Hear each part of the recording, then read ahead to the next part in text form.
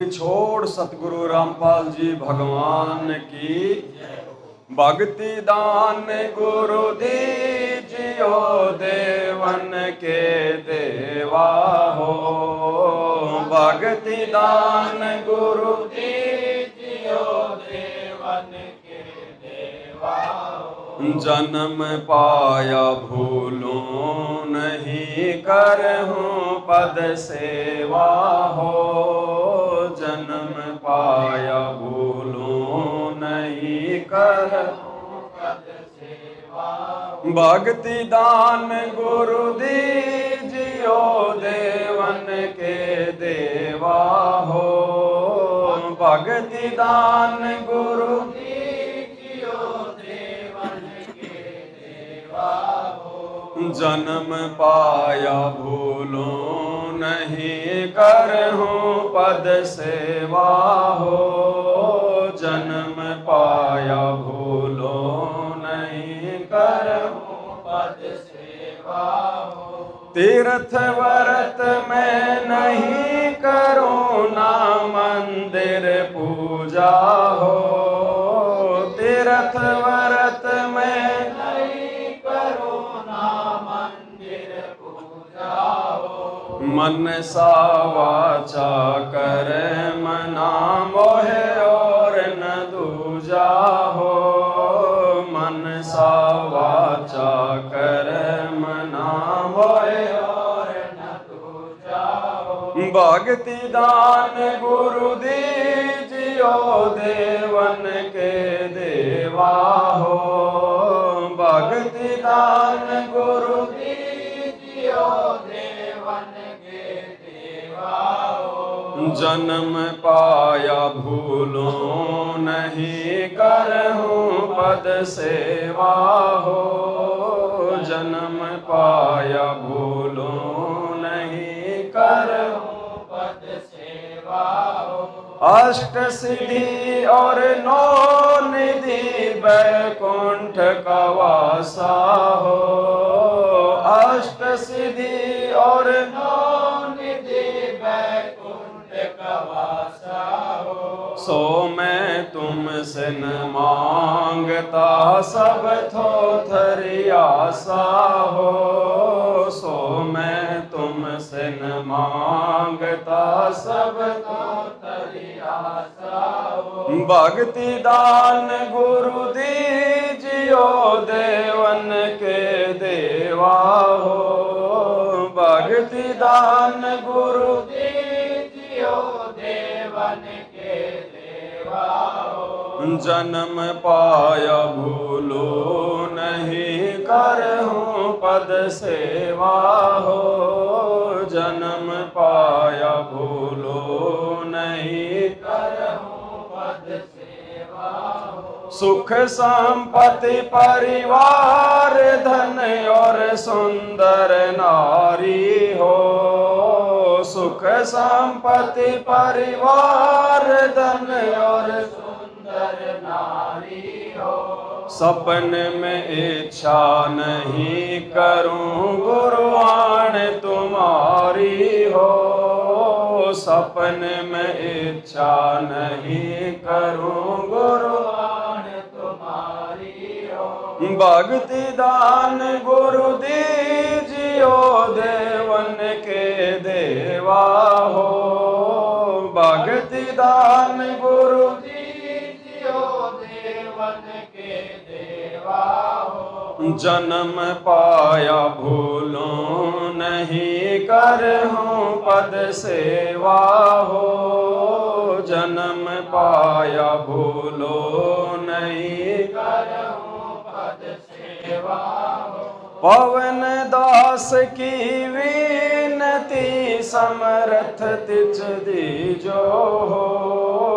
पवन दास की विनती समर्थ चित दीजो हो। ये आना जाना निवार के अपना कर लीजो हो। ये आना जाना निवार के अपना कर लीजो।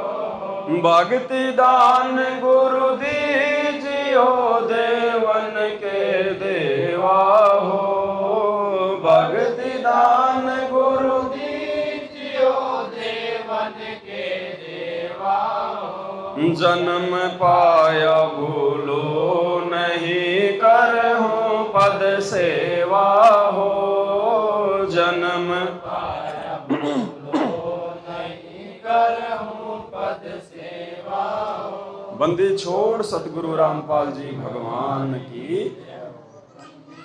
अब देखो, परमात्मा अपने हर एक शब्द के माध्यम से हमें कुछ शिक्षा देते हैं। अब इस शब्द के माध्यम से परमात्मा ने धर्मदास जी को निमित्त बना के हमें यही समझाने का प्रयास किया है कि इस संसार में, इस काल के लोक में, इस नश्वर ज्योति निरंजन के लोक में जब हमें पूर्ण परमात्मा की शरण मिल जाती है, उसके बाद हमने केवल उनसे एक ही वस्तु मांगनी चाहिए और वो है भक्ति। इसके अलावा कुछ नहीं मांगना चाहिए परमात्मा से। यदि आपने उनको परमात्मा मान लिया तो फिर यह भी मानना पड़ेगा कि वो अंतर्यामी है, वो घट घट का जानकार है, उनसे कुछ भी छुपा हुआ नहीं है। अगर आप उनकी मर्यादा में रह के उनके शरण में आके भक्ति करोगे और जिस भी वस्तु की हमें आवश्यकता होगी वो परमात्मा हमें अवश्य देगा और समय पे देगा। इसके अलावा परमात्मा से कुछ भी नहीं मांगना। क्यों नहीं मांगना? क्योंकि एकमात्र इस भक्ति के अलावा 21 ब्रह्मांड में हमारा कुछ भी नहीं है। सब कुछ इस काल का है, ज्योति निरंजन का है। इसने तपस्या करके परमात्मा से प्राप्त किया था। 21 ब्रह्मांड की अन्य किसी भी वस्तु पर धन संपत्ति, माँ बाप, बेटा, परिवार, मकान, गाड़ी, घोड़े, किसी भी चीज पर हमारा कोई अधिकार नहीं है। हम केवल इसके गुलाम बने हुए थे और केवल हम इन चीजों का उपयोग कर रहे थे। जैसे कोई व्यक्ति होटल में जाता है, अपना वहां पे किराया जमा कराता है, अब रात को बेड का भी प्रयोग करेगा, टीवी का भी करेगा, कूलर का भी करेगा, एसी का भी करेगा, पानी भी पिएगा, बाथरूम भी यूज करेगा, लेकिन उसकी रुचि नहीं बनती उसमें बिल्कुल भी, 1% भी। ये स्वाभाविक है। आप चाहे किसी भी होटल में चले जाओ, छोटे से छोटे, बड़े से बड़े में, आपकी रुचि बनेगी नहीं। आप उन सभी चीजों का उपयोग भी करेंगे, लेकिन सुबह वहां से निकलते समय मन में जरा भी नहीं आएगा कि ये चम्मच तो ले चलो, चम्मच तो मेरी है। क्योंकि हमें अंदर से इस बात का पता है कि ये मेरी नहीं है, ये किसी और की है। मैंने तो केवल इसको यूज किया है किराया देकर। तो इसी प्रकार जो 21 ब्रह्मांड है ये एक होटल है, और इस होटल में जितनी भी नकली सुख सुविधाएं हैं ये सब इस काल की हैं। तो 21 ब्रह्मांड में यदि हमारा कुछ है तो केवल परमात्मा की भक्ति, उनका सुमरण, जो गुरुदेव ने हमें भक्ति दी है, केवल वो हमारी है, वो हमारे साथ जाएगी। कबीरा सब जग निर्धना, धनवंता ना कोई, और धनवंता सो जानिए जापे राम नाम धन। इसलिए परमात्मा कह रहे हैं कि अगर तूने भक्ति के अलावा अपने गुरुजी से अन्य कोई भी वस्तु मांगी, किसी भी वस्तु की डिमांड की, तो उसके 2 कारण होंगे जिस कारण से तू मार खाएगा। सबसे पहला तो जो तू मांग रहा है वो तेरा है नहीं, तो तुझे वैसे नहीं मिलेगी। दूसरा, तू समर्थ की शरण में आ गया, धनी की शरण में आ गया। अब उसके अलावा तू अगर किसी और से डिमांड करेगा, किसी और से मांग करेगा, तो परमात्मा तेरे से नाराज होगा। और परमात्मा मान लिया तो फिर वो किसी वस्तु के भरोसे रहने कैसे देगा? अगर आवश्यक होगी तो समय पे परमात्मा जरूर देगा। अनावश्यक वस्तु के लिए हम चाहे कितना रोते रहे, कितनी डिमांड करते रहे, परमात्मा नहीं देगा। और यदि जबरदस्ती करके हमने ले भी ली तो वो वस्तु हमें नुकसान देगी, हमारी भक्ति में वो बिगाड़ा करेगी, हमें फायदा नहीं पहुंचाएगी। तो गुरुदेव भगवान हमें इस शब्द के माध्यम से ये समझाना चाहते हैं कि इस भक्ति मार्ग में आने के बाद और जब तुम्हें ज्ञान हो जाए, ये तत्व ज्ञान समझ में आ जाए, तो यहां की कोई भी वस्तु अपने गुरुदेव से तुमने नहीं मांगनी है, केवल भक्ति मांगनी है। भक्ति में सब कुछ आ जाता है, सब कुछ। एक सत्संग में गुरुदेव ने बताया कि एक लड़की ने अपने पिताजी को फोन किया, तो पिताजी उसके ससुराल गया, बोला बेटी बोल क्या बात है। तो उसने अपनी बातें बता दी। उसकी सास से पूछा कि भाई क्यों झगड़ते हो आपस में, किस बात का झगड़ा है तुम्हारा।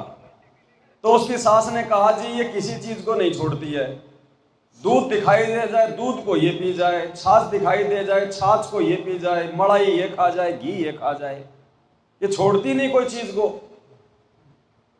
तो उसके बाप ने कहा कि बेटी एक काम कर, तू दूध पी लिया कर छिपके, दूध में मलाई भी आ जाती है, मक्खन भी आ जाता है, घी भी आ जाता है, सब कुछ आ जाता है, तो दूध पी लिया कर छिपके। तो इसी प्रकार परमात्मा में समझाना चाहते हैं कि आप केवल अपने गुरु से भक्ति मांगो, भक्ति में सारी सुख सुविधाएं भी आ जाएंगी, क्योंकि वो समर्थ है, उसके घर में किसी चीज की कमी नहीं है। और उसने अगर भक्ति अगर करवानी है तो उसको हमारी आंतरिक डिमांड का भी पता है, हमारे मन में क्या चल रहा है, हमें किस वस्तु की आवश्यकता है, तो समय पे परमात्मा वो भी देगा। ऐसा कोई बाप नहीं है जो अपने बच्चे को किसी वस्तु के भरोसे रखता हो। ये तो परम पिता है, सेठों का सेठ है, इसके घर में तो कोई कमी नहीं है, लेकिन ये अंतर्यामी है, इसलिए हमें वो वस्तु नहीं देगा जिस वस्तु से हमारा बिगाड़ा हो जाए। जब समझदार हो जाएंगे तब देखना परमात्मा छिक छिक के देगा, भर भर के देगा, इतना देगा हमसे समाया नहीं जाएगा। कब देगा? जब हमें ज्ञान हो जाएगा। जिस दिन हम इस तत्व ज्ञान को आधार बनाकर माया के गुण और अवगुणों से परिचित हो जाएंगे कि ये धन, ये पैसा, ये माया कहां मेरे को भक्ति में नुकसान देगी और कहां मुझे फायदा पहुंचाएगी, जिस दिन हम इतना निर्णय करने के लायक हो जाएंगे ज्ञान आधार से, उस दिन वो अंतर्यामी परमात्मा फिर हमारे को यहां के सुख भी देना शुरू कर देगा। इसलिए हमने परमात्मा से केवल भक्ति ही मांगनी चाहिए, भक्ति के अलावा दूसरी वस्तु नहीं माननी चाहिए, डिमांड ही नहीं करनी चाहिए हमने परमात्मा से। तीर्थ व्रत में नहीं करूं ना मंदिर पूजा हो, मनसा वाचा कर्म ना मोहे और न दूजा हो। तीर्थ व्रत मंदिर पूजा, हमें परमात्मा कहते हैं कि जितने भी तीर्थ हैं, जितने भी ये व्रत हैं, ये सब कुछ आपके गुरु जी के चरणों में है। गुरु चरणामृत का महात्म में आता है ना, नित्य नियम में, कोटिक तीर्थ सब कर आवे, गुरु चरणा फल तुरंत ही पावे। सब कुछ हमारे गुरु जी के चरणों में है, दुनिया भर के सारे तीर्थ हमारे गुरु जी के चरणों में है। एक कथा सुनते थे पहले शंकर और पार्वती की। उनके दो बेटे थे, गणेश और कार्तिक। उन दोनों में आपस में किसी चीज को लेके और विवाद हो गया कि सबसे बड़ा ज्ञानी कौन है। तो शंकर पार्वती ने देखा कि अगर वैसे कहेंगे तो नाराज हो जाएंगे बच्चे, तो उन्होंने कहा कि भाई एक काम करो, तुम दोनों में से सबसे पहले जो पूरे ब्रह्मांड का चक्कर लगा के वापस आ जाएगा वो ही सबसे बड़ा ज्ञानी है। तो कार्तिक ने सोचा मेरे पास तो मोर है और गणेश के पास चूहा है, मैं तो अभी गया अभी आया। तो वो तो तुरंत उसने उड़ान भर दी और गणेश जी ने अपने माता पिता के शंकर पार्वती के चक्कर लगाने लग गया, 7 चक्कर लगा दिए। तो शंकर जी ने कहा कि बेटा तू क्यों नहीं गया? तो गणेश जी ने कहा कि माता और पिताजी, मेरे लिए तो आप ही सबसे बड़े ब्रह्मांड है, मेरे लिए तो आप ही मेरी दुनिया है, और मैंने आपकी पूजा कर ली तो मेरे लिए तो सारी पूजाएं हो गई, पूरे ब्रह्मांड का चक्कर लगा दिया मैंने। यानी उनको केवल इतना ही ज्ञान था। तो वो बड़े प्रसन्न हुए, बड़े वो खुश हुए। तो इसी प्रकार भाई और बहनों, सतगुरु की शरण मिलने के बाद में, परमात्मा की शरण मिलने के बाद में, अब हमने कई तीर्थों पे, हरिद्वार पर, केदारनाथ, बद्रीनाथ, मक्का, मदीना, फलाने धाम पे चक्कर काटने की जरूरत नहीं है। हमारे गुरु जी के चरणों में सारी दुनिया के, सारे ब्रह्मांडों के सारे तीर्थ है और उनके फल है। तो हमने सतगुरु की शरण में आने के बाद में ये तीर्थ व्रत मंदिर पूजा वगैरह ये तो करनी नहीं है। इसके अलावा मालिक कहते हैं मनसा वाचा कर्म ना मोहे और न दूजा हो। भक्ति मार्ग में आने के बाद, सतगुरु की शरण प्राप्त होने के बाद मन कर्म वचन से अपने गुरुदेव के अलावा हमने अन्य किसी को भी इष्ट रूप में नहीं पूजना है। श्रद्धाई नहीं रखनी, जरा सी भी आस्था किसी अन्य में नहीं रखनी है अपने गुरु जी के अलावा। क्योंकि इस यथार्थ कबीर पंथ में वो कबीर परमात्मा स्वयं ही सतगुरु की भूमिका करता है, स्वयं ही वो गुरु बनकर, तत्वदर्शी संत बनकर अपने द्वारा रची गई सृष्टि का यथार्थ ज्ञान देता है। गरीब निर्गुण सरगुण एक है, दूजा ब्रह्म विकार, निर्गुण साहिब आप हैं और सरगुण संत। और परमात्मा कहते हैं साहिब से सतगुरु भय और सतगुरु से भय संत, धर धर वेख विशाल अंग वो खेल आदि। और तो सतगुरु के अलावा दूसरा कोई भगवान नहीं, कोई इष्ट नहीं। इसलिए हमने अपने गुरु के अलावा मन कर्म वचन से किसी अन्य की पूजा नहीं करनी है, किसी अन्य में आस्था नहीं रखनी है। देखो ये जो 21 ब्रह्मांड है, 21 ब्रह्मांड में जो गुरु भेजता है काल, तो काल की जो व्यवस्था है इसमें इनके गुरु अलग होते हैं और इनके इष्ट अलग होते हैं। लेकिन जो सतलोक की भक्ति है उसमें गुरु और इष्ट दोनों एक ही होते हैं। इसलिए हमने इस भ्रम में नहीं पड़ना चाहिए, इस चक्कर में नहीं पड़ना चाहिए। किसी भी मूर्ख के कहने पर हमने उसके विचारों से प्रभावित होकर अपना धर्म कर्म नष्ट नहीं करना चाहिए। गुरुदेव भगवान ये ज्ञान समझाने के लिए कई बार सत्संगों में बोल देते हैं कि गुरु और इष्ट अलग अलग होते हैं, लेकिन आपने समझना चाहिए उस समय परमात्मा जो संकेत कर रहे हैं वो जगत वालों के लिए कर रहे हैं, जिन्होंने अपने गुरु बना रखे हैं। कोई मतलब विष्णु का पुजारी है, कोई शंकर का पुजारी है, किसी ने किसी को अपना गुरु बना रखा है, तो वहां गुरुदेव जगत वालों के लिए बोल रहे हैं। और बहुत सारी जगह फिर परमात्मा सत्संग में कहते हैं कि अपने ही गुरु को इष्ट मानकर पूजने वाली आत्मा को पतिव्रता आत्मा कहते हैं। तो संकेतों को समझना चाहिए। परमात्मा केवल उपदेशियों के लिए सत्संग नहीं करते हैं, अनुपदेशियों के लिए भी करते हैं, सबके लिए करते हैं। तो हमने उनके सत्संगों का निष्कर्ष निकालकर सावधानियां रखकर आगे बढ़ना होता है। तो मनसा वाचा कर्म ना मोय और ना दूजा। और इसीलिए आप और हम सभी भाई बहनों ने अपने अपने घरों से वो दाढ़ी मूछ वाली कबीर जी की फोटो, संत गरीबदास जी की फोटो, दादा गुरु जी की फोटो सब हमने निकाल दी। और एक कॉमन सेंस की बात है, एक सोचने की बात है, गुरुदेव के जितने भी सत्संग हैं उनको उठा के देख लेना, तीनों समय की आरतियां हैं वो सुन के देख लेना, वर्तमान में हिसार जेल से जो सत्संग आ रहे हैं उनको सुन के देख लेना। शुरू में जो जयकारे लगते हैं, सारे जयकारे सतगुरु रामपाल जी भगवान बोलते हैं। केवल एक जयकारा छोड़ते हैं आप और हमारे लिए, स्वयं का। सारे जयकारे गुरु जी बोलते हैं। बंदी छोड़ कबीर साहिब की जय, कौन बोलता है? गुरु जी। बंदी छोड़ गरीबदास जी महाराज की जय, कौन बोलता है? गुरु जी। स्वामी राम देवानंद जी महाराज की जय, कौन बोलता है? गुरु जी। और उसके बाद गुरु जी चुप हो जाते हैं, चुप हो जाते हैं ना। फिर कौन बोलता है? भगत बंदी छोड़ सतगुरु रामपाल जी भगवान की। इतना बोल के फिर भगत चुप हो जाते हैं। फिर गुरु जी बोलेंगे सर्व संतों की जय, सर्व भगतों की जय, श्री काशी धाम की जय, श्री छुड़ानी धाम की जय, श्री करोथा धाम की जय। गुरु जी केवल एक जयकारा आप और हमारे लिए छोड़ते हैं। इसका मतलब भगत ने केवल एक ही जयकारा लगाना होता है अपने गुरुदेव का। और हम कितने बड़े मूर्ख हैं, अपने दादा गुरु जी का भी जयकारा लगा रहे हैं। स्वामी राम देवानंद जी महाराज की जय। हमारे क्या लगते हैं स्वामी राम देवानंद जी महाराज? दादा गुरु जी। क्या लगते हैं?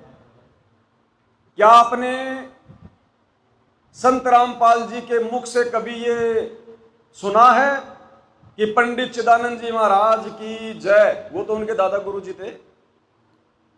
संत रामपाल जी ने कभी अपने दादा गुरु जी का जयकारा लगाया क्या? तो हम मूर्ख क्यों लगा रहे हैं फिर स्वामी रामदेवानंद जी महाराज की जय? ये विचार करना पड़ेगा। कुछ चीजें परमात्मा हमारी कॉमन सेंस पे छोड़ देते हैं कि इन बच्चों को कुछ समझ में भी आ रहा है कि नहीं आ रहा। मैं पढ़ाए जा रहा हूं, ये पढ़े जा रहे हैं, मैं सुनाए जा रहा हूं, ये सुने जा रहे हैं। कुछ अमल भी करते हैं नहीं करते, कुछ रिएक्शन भी होता है कि नहीं होता है इनके अंदर। तो जब हमारे गुरुजी अपने दादा गुरुजी की जय नहीं बोलते तो हम क्यों बोल रहे हैं भाई? और दूसरी बात, गुरुजी ने तो इस ज्ञान को समझाना है, इस ज्ञान को जन जन तक पहुंचाना है। गुरुजी कोई आम इंसान नहीं है, कोई व्यक्ति नहीं है, कोई भगत नहीं है। गुरुजी अगर गधे का भी जयकारा लगा दे तो उनको कोई फर्क नहीं पड़ने वाला, कोई असर नहीं पड़ने वाला। लेकिन आप और हमें पड़ जाएगा, क्योंकि मोक्ष आप और हमें चाहिए। काल के लोक से आप और हमने निकलना है। गुरुजी तो नकली संतों को भी जो है कई बार सत्संगों में बोल देते हैं कि फलाना पूजनीय। हम बोल सकते हैं क्या किसी को?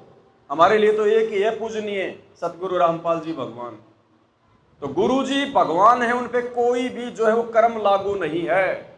ये कर्म आप और हमारे पे लागू हैं। डॉक्टर के ऊपर कोई परहेज लागू नहीं होता, कोई नियम लागू नहीं होता, क्योंकि वो स्वस्थ होता है। नियम और परहेज मरीज पे लागू होते हैं।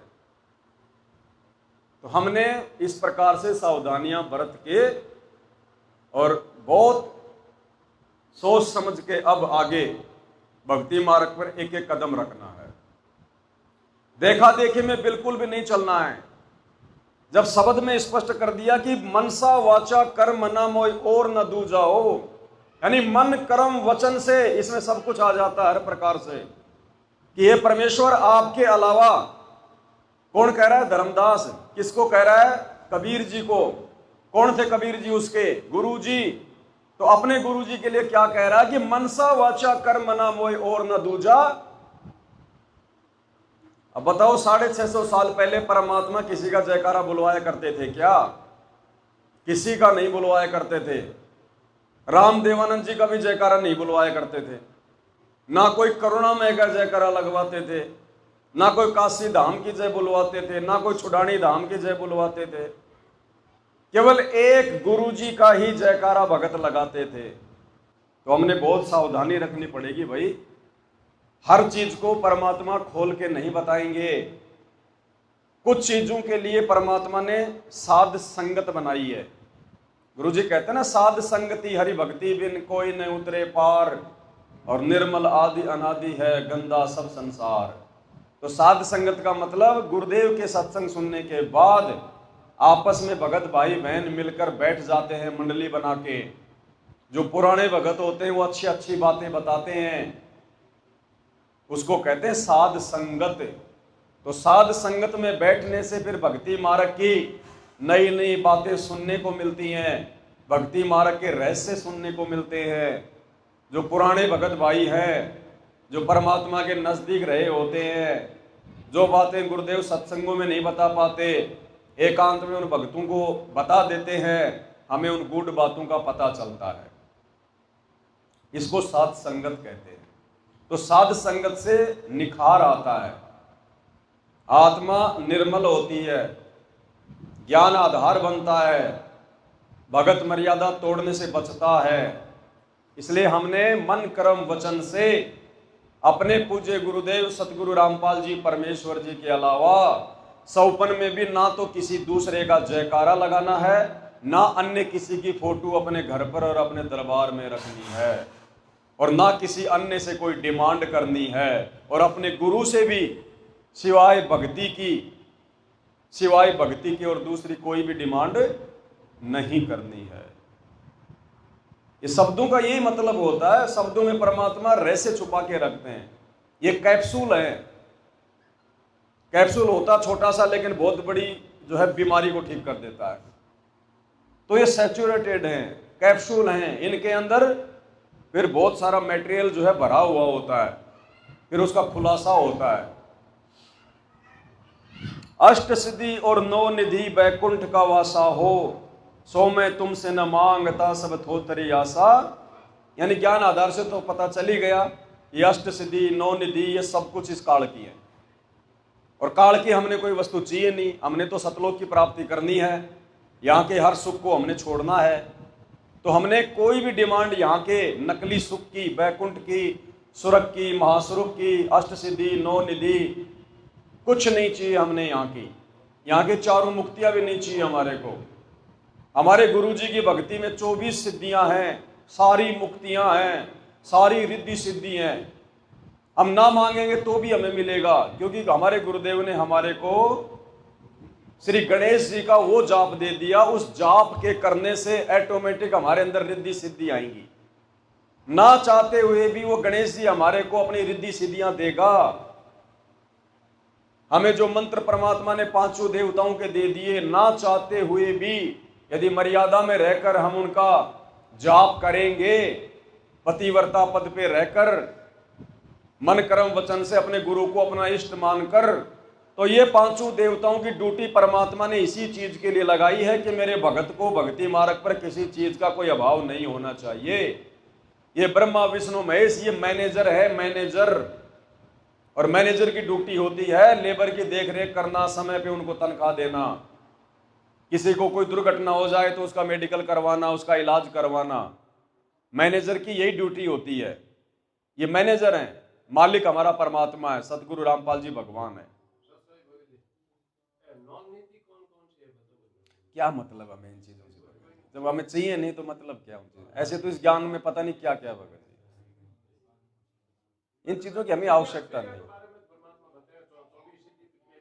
लेकिन रिद्धि सिद्धि के बारे में नहीं बताया ना, इसका मतलब हमें जानने की आवश्यकता नहीं है। जिस चीज की आवश्यकता थी परमात्मा ने बता दिया। अब ऐसे तो बोलो 7 खंड कौन से हैं, 14 दीप कौन से हैं, 9 भवन कौन से हैं, तो हम तो फिर वो कहते हैं ना गुरु जी की आपको केवल मोटरसाइकिल कहां से पेट्रोल डलता है, कहां से वो चलती है, कहां से उसका गेयर लगता है, बस इतना जान लो। मिस्त्री बनोगे मार खा जाओगे। फिर ज्ञानी पाक जाएंगे, 2 व्यक्ति हमसे पूछेंगे और उसको पता यार, वो बताएगा। अब वो फालतू में आके बैठ जाएगा, अब वो फालतू की बातें करेगा, उतने में तुम्हारा सुमरण करते बैठ के। तो ये तो भगत जी ज्ञान का ये तो अथाह है, समुद्र है। जितना गहरा जाओगे उतना डूबते चले जाओ। तो जितनी परमात्मा ने हमें आवश्यकता थी उतनी चीजें खोल के बता दी, बाकी नहीं बताएंगे परमात्मा। ये ग्रंथ साहिब है, 24,000 वाणियां, आपको क्या लगता है सारा खोल के बताएंगे? नहीं बताएंगे। ये तो केवल अपनी समर्थता दिखाने के लिए लिखा है कि देखो मैंने चारों वेदों से ज्यादा वाणियां इस ग्रंथ में लिखी है। कोई ये ना समझे कि मैं अनपढ़ हूं, मेरे को कुछ पता नहीं है। लेकिन उनमें से खोल के उतनी बताएंगे जितनी हमारे लिए आवश्यक है, इससे ज्यादा नहीं बताएंगे। अब बाप के पास तो मान लो 20 लाख रुपए, तो क्या बेटे को 20 लाख दे देगा? पेंसिल के लिए 2 रुपए चाहिए तो 2 रुपए देगा, 20 लाख नहीं देगा। ये थोड़ी कि घर में रखे तो सारे उठा के दे देगा। तो जितनी हमें आवश्यकता होगी गुरुदेव हमें उतनी डोज देंगे भक्ति मार्ग की। तो 8 सिद्धि, 9 निधि, बस ये सोच लो कि ये यहाँ की सुख सुविधाएं हैं बस। तो अष्ट सिद्धि और 9 निधि बैकुंठ का वासा हो, सो मैं तुमसे न मांगता सब थोतरी। थोतरी आशा ही है। मान लो किसी ने मांग भी ली और अष्ट सिद्धि मिल गई, 9 निधि मिल गई, उसके बाद क्या होगा? आज जिसको हम अष्ट निधि 9 सिद्धि का दाता मान रहे हैं, गणेश जी को, जो आज पूरी दुनिया को दे रहा है, एक समय बाद वो भी गधा बनता है, 84 लाख योनियों में जाता है। फिर क्या फायदा वो अष्ट सिद्धि 9 निधि लेके? जब अष्ट सिद्धि 9 निधि बांटने वाले की 84 लाख में दुर्गति होती है, तो हम थोड़ी बहुत सुख सुविधाएं लेके कहां तक हम उनका जो अमल की भोग सकते हैं? हमारे को तो वो चाहिए जो स्थायी हो, जो कभी समाप्ति ना हो, अविनाशी हो। तो वो परमात्मा की भक्ति से मिलेंगी। 24 सिद्धियां आ गई इसमें, कहां 8 सिद्धि, कहां 24 सिद्धि, वो सारी आ गई इसमें। तो गुरुदेव की भक्ति में सब कुछ है। अगर मर्यादा में रह के करेंगे तो, विश्वास के साथ में अगर करेंगे तो। सुख संपत्ति परिवार धन और सुंदर नारी हो, सपने में इच्छा नहीं करूं गुरु आण तुम्हारी। यहां का कोई सुख हमें नहीं चाहिए। ज्ञान आधार से हमारे अंदर उनको भोगने की इच्छा नहीं बननी चाहिए। बाकी अगर मालिक की मौज होगी, गुरुदेव की मौज होगी तो परमात्मा देंगे। यहां का सुख भी देता है परमात्मा, ऐसी बात नहीं है, लेकिन देगा जब ज्ञान हो जाएगा। सुख में जब हम विचलित नहीं होंगे, परमात्मा देख लेगा, उस समय यहां का सुख भी देगा, संपत्ति भी देगा, सब कुछ देगा परमात्मा। लेकिन हमने अपनी तरफ से डिमांड नहीं करनी है। भक्ति करेंगे, परमात्मा सब कुछ देता है। हमने सपने में भी इच्छा नहीं करनी इन चीजों की। भगवान मिल गया, इससे बढ़कर और क्या चीज है बताओ? भगवान से बढ़कर कोई सुख नहीं, कोई संपत्ति नहीं, कोई परिवार नहीं, कोई धन नहीं, कोई नारी नहीं, कोई ऐश्वर्य के साधन नहीं। भगवान मिल गया तो सब कुछ मिल गया, सब कुछ। धर्मदास की विनती समर्थ चित दीजो हो, ये आना जाना निवार कह अपना कर। और भगवान से ये प्रार्थना करनी चाहिए कि हे परमात्मा, मेरी ये अर्ज, मेरी ये प्रार्थना, मेरी इस विनती पे जरा ध्यान देना, अपने चित्त धरना। ये आना जाना निवार कह, ये परमात्मा ये जन्म मरण को समाप्त करके अपने चरणों में ले लो, मुझे सतलोक में बैठा दो, मुझे अपना बना लो। केवल इतनी सी डिमांड परमात्मा से हमने करनी है। दंडवत प्रणाम करते समय हमने परमात्मा से कोई डिमांड नहीं करनी किसी प्रकार की, भक्ति के अलावा, मर्यादाओं के अलावा। अन्यथा परमात्मा कहते हैं कि जब लग भक्ति सहकामना, सहकामना यानी इच्छा के साथ, किसी कामना के साथ में। तो जब तक आप ये भक्ति अपने मन में कोई कामना रख के, कोई इच्छा रख के करोगे, तो कहते हैं तब लग निष्फल सेव। निष्फल यानी बेकार जाएगी, सेव यानी तुम्हारी पूजा, तुम्हारी भक्ति। अगर मन में कोई इच्छा, कोई डिमांड रख के अगर तुम मंत्र जाप करोगे, आरती करोगे, दंडवत करोगे, भक्ति करोगे, यानी ये भक्ति में आ जाता है सब कुछ, दंडवत, आरती, सुमरण, सत्संग। अगर मन में कोई इच्छा पाल के कि बेटा हो जाए, एक मकान बन जाए, अब की बार फसल बहुत अच्छी हो जाए, अगर इस प्रकार की कोई भी डिमांड यदि हम अपने अंदर रख के भक्ति करते हैं, सत्संग सुनते हैं, सुमरण करते हैं, आरती करते हैं, मंत्र करते हैं, या परमात्मा की कोई महिमा करते हैं, दंडवत करते हैं, तो परमात्मा कहते हैं जब तक भक्ति सहकामना तब लग निष्फल सेव। और कहे कबीर वे क्यों मिले निष्कामी निज देव। वो तो निष्काम भक्ति से प्रसन्न होता है, निष्काम। केवल एक ही इच्छा हो कि परमात्मा इस गंदे लोक से हमारा छुटकारा करवा दो, उससे परमात्मा प्रसन्न होगा, गुरुदेव उससे प्रसन्न होगा।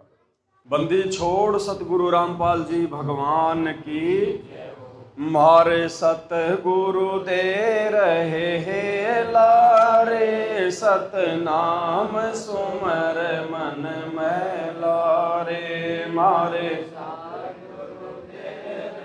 हे लारे, सतनाम सुमर मन में लारे, सतनाम सुमर मन में लारे, भगवान सुमर मन में लारे, सतनाम सुमर मन में लारे, भगवान सुमर मन में लारे, मारे सायब दे रहे लारे, सतनाम सुमर मन में लारे, कोडी कोडी माया जोड़ी, जोड़ भरा एक थैला रे, कोडी कोडी माया जोड़ी, जोड़ भरा एक थैला रे,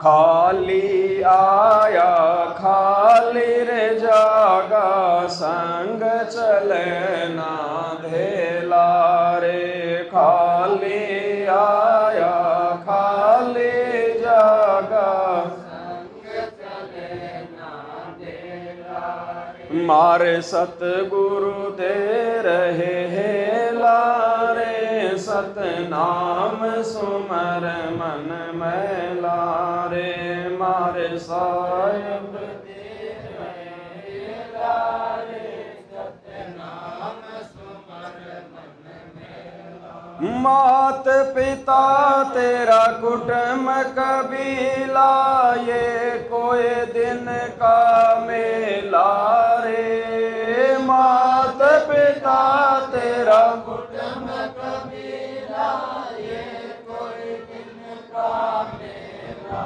रे। यहीं मिलाया यहीं रे बिछुड़ जा, जागा हंस अकेला रे। यहीं मिलाया यहीं रे बिछुड़ जा, जागा हंस अकेला रे। मारे सतगुरु दे रहे हेला रे, सतनाम सुमर मन मेला रे। मारे साहिब दे रहे हेला रे, सतनाम सुमर मन मेला रे। एक डार पे दो पंछी बैठा, एक गुरु एक चेला रे। एक डार पे दो पंछी बैठा, एक गुरु एक चेला रे। चेला तो चंचल है भाई, गुरु निरंतर खेला रे। चेला तो चंचल है भाई, गुरु निरंतर खेला रे। मारे सतगुरु दे रहे हेला रे, सतनाम सुमर मन मैला रे। मारे साहिब दे रहे हेला रे, सतनाम सुमर मन मेला। इस पद का तुम भेद सुनो भाई, कौन गुरु कौन चेला रे। इस पद का तुम भेद सुनो भाई, कौन गुरु कौन चेला रे। रामानंद को कह कबीरा, शब्द गुरु चित चेला रे। रामानंद को कह कबीरा, शब्द गुरु चित चेला रे। मारे सतगुरु दे रहे हेला रे, सतनाम सुमर मन मैला रे। मारे साहिब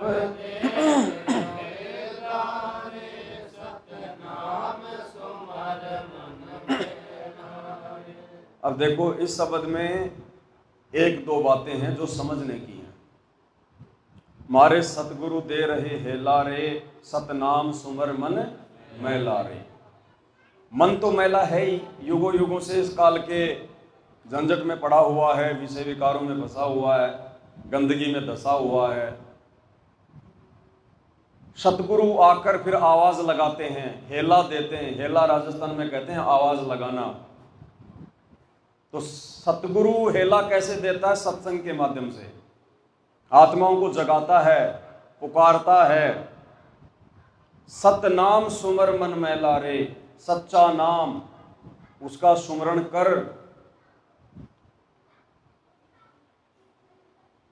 अब परमात्मा ने हमें जो बताना था वो सब कुछ बता दिया, जितना हमारे लिए आवश्यक था। भक्ति पर हमारे को विश्वास हो, हमारे को दृढ़ता आए, गुरु में हमारा विश्वास बढ़े, इस बात के लिए परमात्मा ने इतने ढेरों सारे सत्संग कर दिए। सात संगतियों के माध्यम से हमने बहुत कुछ सीख लिया।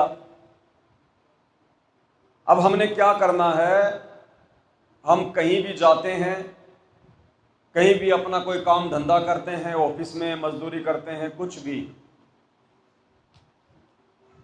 तो हमने ये कोशिश करनी है कि जो हमारा काम है, जैसे हमारा काम पूरा हुआ तो वो कार्य पूरा होने के बाद में हमने इधर उधर की बातें करने के बजाय उसी समय अपना शांति से बैठ के, चाहे चेयर पे चाहे नीचे जैसे भी बैठे हो, कोशिश करो एक अभ्यास हम शुरू करें। तुरंत वहां बैठ के, अगर मान लीजिए 5 मिनट का समय है आप अपने ऑफिस में काम कर रहे हैं, लंच हो गया, आपने अपना लंच किया और 5 मिनट का समय आपके पास शेष है, तो 5 मिनट का समय अपने दूसरे साथियों के साथ बकवाद करने में नहीं बिताना, इधर उधर की कोई अटपट करने में नहीं बिताना, मोबाइल में फालतू में यूट्यूब फेसबुक देखने में नहीं बिताना। वो 5 मिनट का समय, खाना खा लिया, बैठ गए, उसके बाद जो भी आपको सुमरण मिला हुआ है अपनी आंखें बंद करके शांति से बैठ के, और परमात्मा ने जो भी सुमरण दे रखा है अपना उस पर ध्यान लगा। 5 मिनट का समय तो 5 मिनट अपना सुमरण करें शांति से।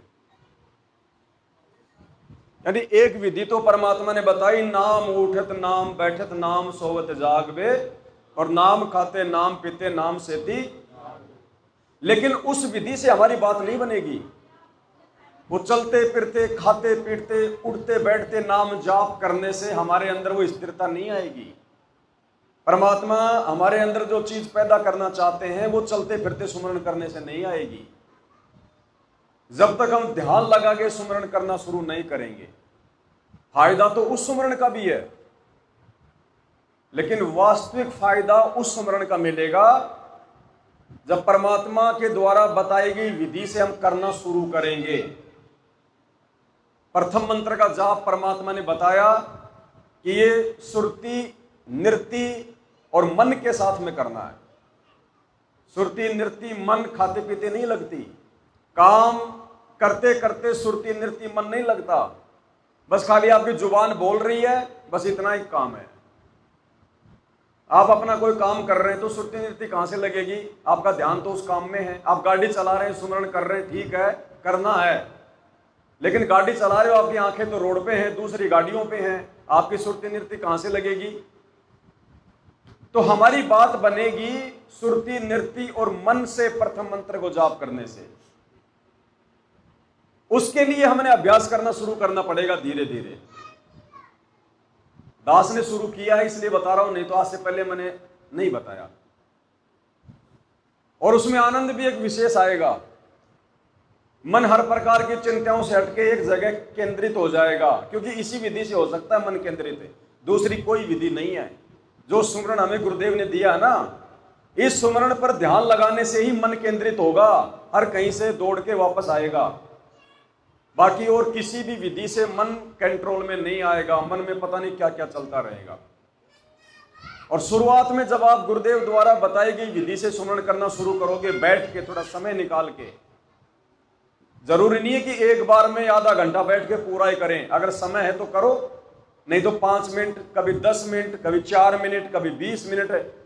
महीने 20 दिन में जब हम ऐसा करेंगे तो हमारा अभ्यास हो जाएगा। फिर मान लीजिए अगर हम 5 मिनट के लिए भी बैठेंगे ना कि चलो 5 मिनट बैठ के सुमरण करता हूं, तो आपको इतना आनंद सा आने लग जाएगा कि कोई डिस्टर्ब ना करे मेरे को, कब 10 मिनट हो जाएंगी, 15 मिनट हो जाएगी, हमें पता ही नहीं चलेगा।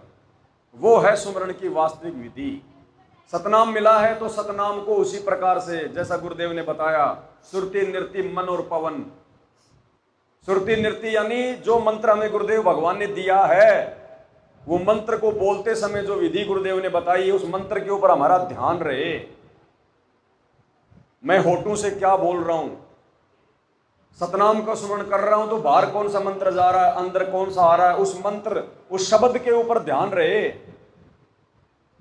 और मन यानी हर प्रकार के बकवादों से, हर प्रकार के टेंशन से ध्यान हटाकर मन को उस शब्द पे लगाएं, सुमरण पे लगाएं। और पवन यानी श्वास उश्वास के द्वारा जो विधि गुरुदेव ने हमें बताई है।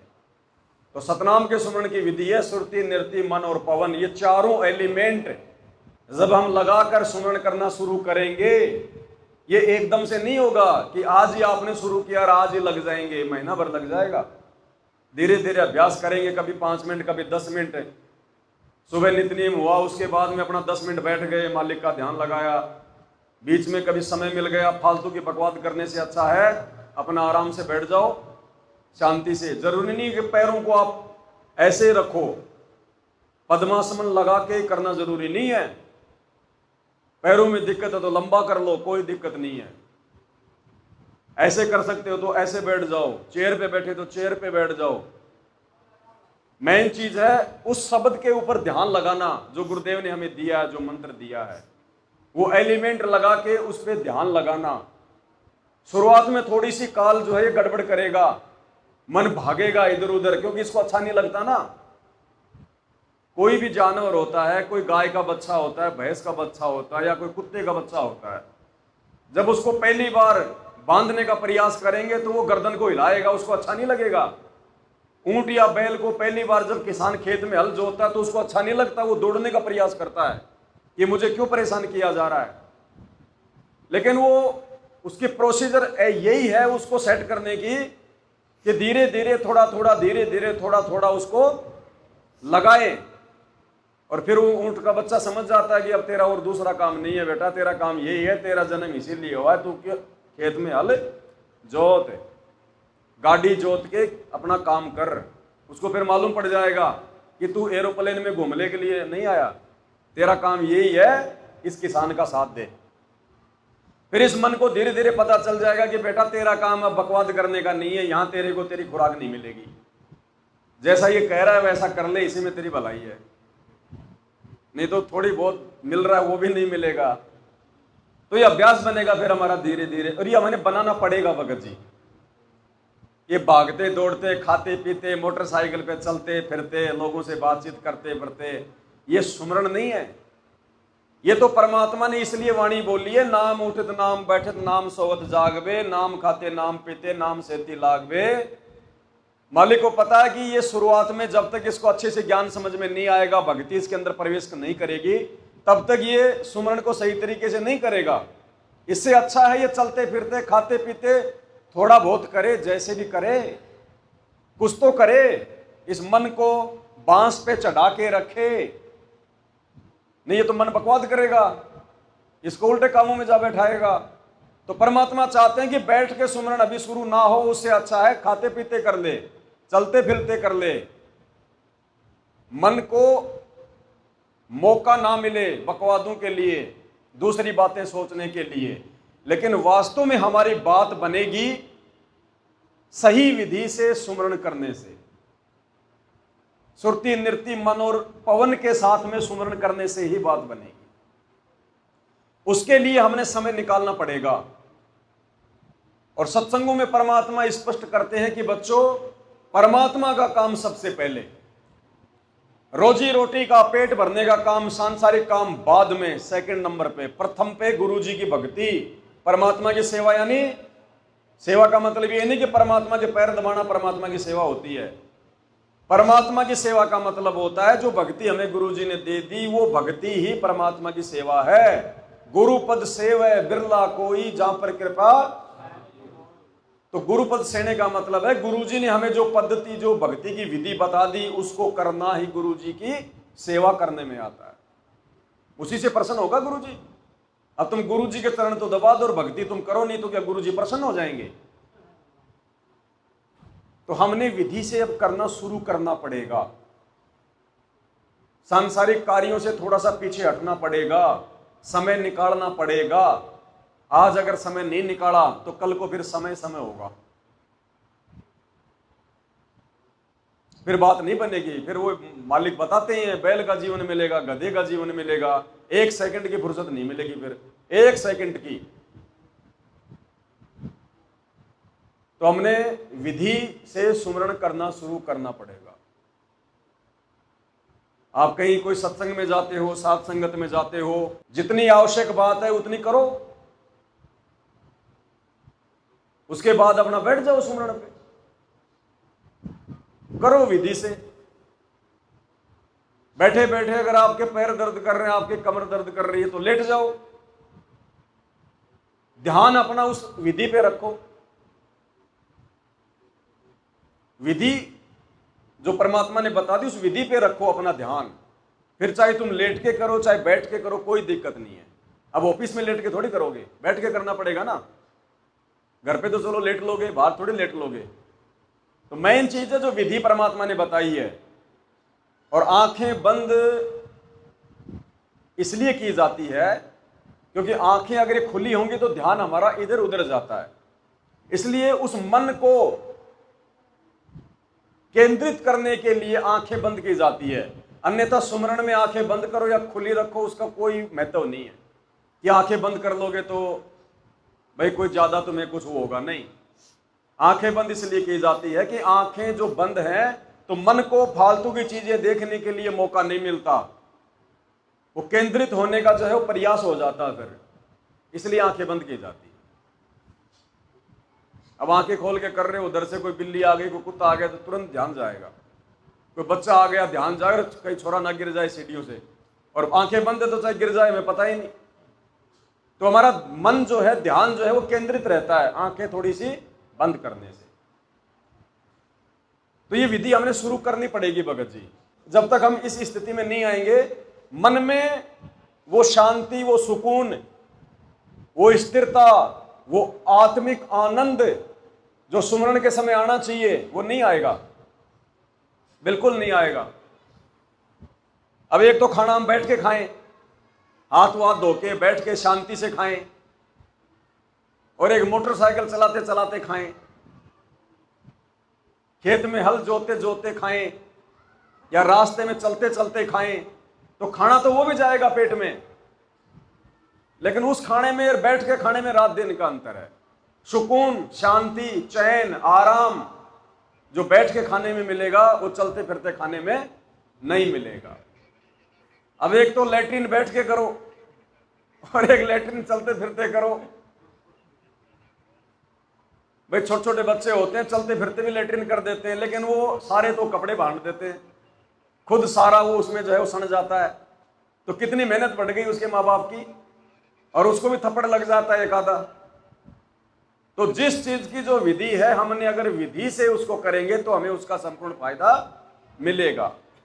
अब गुरुदेव ने बताया कि जैसे गोली आती है, बंदूक की गोली, अब एक तो उस गोली को आप जी हाथ में पकड़ के मारो निशाना किसी चीज पे, और एक उसको बंदूक में डाल के फिर निशाना मारो, तो कौन सा काम करेगा?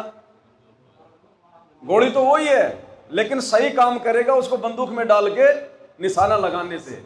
तो सुमरण तो यही है, लेकिन सुमरण अपना सही काम करेगा सुरति, नृत्य, मन और पवन रूपी इस बंदूक में डाल के सुमरण करने से। तो विधि से करना पड़ेगा भगत जी, हमने शुरू करना पड़ेगा। शुरुआत करो, शर्माशर्मी नहीं करनी है किसी की। काहे की शर्माशर्मी करें? मान लो रिश्तेदारी में चले गए, कहीं ऑफिस में हैं, लोग सोचेंगे यार ये सोचेगा बाबा बन गया, महात्मा बन गया, अरे क्या यार इस कलयुग में तू भी। तो उनकी नहीं सुननी हमने, वो तो जगत के आदमी है बेचारे, उनको पता ही नहीं है। अरे जब वो हाथ में सिगरेट लेके लंच करने के बाद में सिगरेट लेकर यूं कर करके पीते हैं, जब उनको वो बुराई करने में कोई शर्म नहीं आ रही, तो हमारे को सुमरण करने में काहे की शर्म है? हम तो अच्छा कर रहे हैं अपने लिए, वो अपने लिए बुरा कर रहे हैं, फिर भी कोई शर्म नहीं है। तो शुरुआत तो होगी ना कहीं कहीं। तो हमने उनकी बातों पे ध्यान नहीं देना है, वो जो मर्जी कहें, उनको ज्ञान नहीं है, वो बोलते रहे। हमें परमात्मा ने विधि बता दी, ज्ञान दे दिया, अब हमने उस पर चलना है। हमने दूसरे लोगों से डिफरेंट दिखाई देना है, जगत में जाके जगत की तरह नहीं दिखाई देना। दूसरों को लगना चाहिए कि यार ये व्यक्ति भी ये भी है, काम दोनों का एक है, इसके इसके विचारों में, इसके हाव भाव में रात दिन का अंतर है। होना चाहिए भगत जी, आचार विचार व्यवहार बोलचाल में, उठने बैठने में, निगाह दृष्टि में होना चाहिए। अब एक तो ऑफिस में कोई जगत वाला है, पास में कोई लड़की भी कंप्यूटर पे काम कर रही है, तो वो तो किस प्रकार से बातें करते हैं हमें पता ही है। आपस में थप्पा थुप्पी जो है मार देते हैं, ऐसी वो बातें करते हैं, अश्लील मजाक या लहजे में बात करेंगे। और एक कोई भगत है, वो बेचारा अपना ध्यान अपने कंप्यूटर पे रखेगा, फालतू की कोई बात नहीं करेगा इधर उधर। तो दोनों में कितना जो है डिफरेंट हो गया। तो भगत की रहनी करनी भी इस प्रकार से होगी, तभी बात बनेगी। तो अब हमने परमात्मा के सुमरण को विधिवत करना शुरू करना पड़ेगा भगत जी। शुरू में थोड़ा सा जोर आएगा, क्योंकि मन को अच्छा नहीं लगता। मन तो चाहता ही नहीं कि मैं ये भक्ति कर लूं, लेकिन मन को हमने हिलाना पड़ेगा। जैसे बैल को और ऊंट को हल में हिलाना पड़ता है, थोड़ा समय लगेगा। शुरू में थोड़ा भागेंगे, दौड़ेंगे, काटने का प्रयास करेंगे, लेकिन बैठे रहो। परमात्मा ने बताया कि खानी पड़ेगी कड़वी दवा अगर रोग ठीक करना है तो, और कोई इलाज नहीं है। तो मन वैसे नहीं रुकेगा, ये तो मन का तो काम है तुम्हारे को भगाना, इधर उधर दौड़ाना, फालतू के विचारों को मन में लेके आना। तो उसको रोकने के लिए हमने थोड़ा इसको हिलाना पड़ेगा।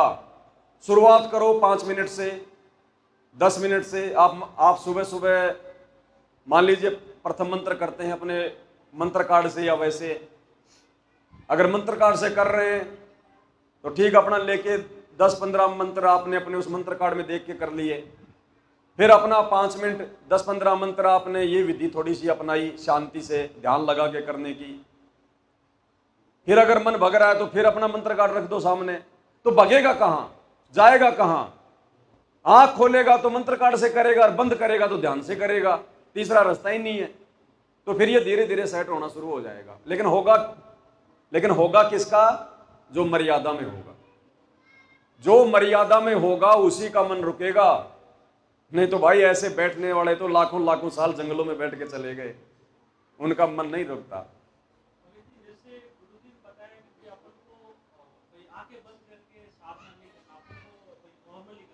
गुरुजी ने कब बताया कि आंख बंद करके साधना नहीं करना?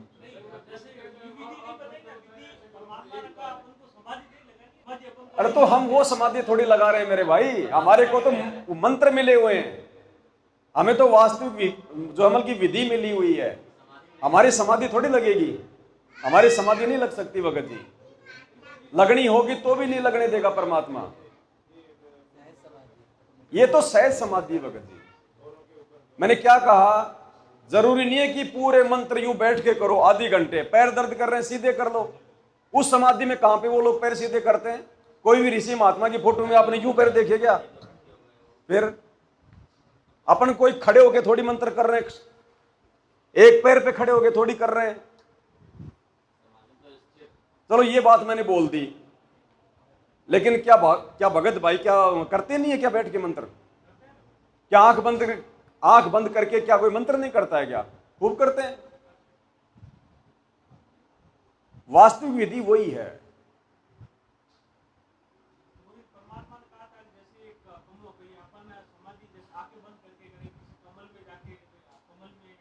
आज तक लगी किसी की? फिर क्यों टेंशन ले रहे हो?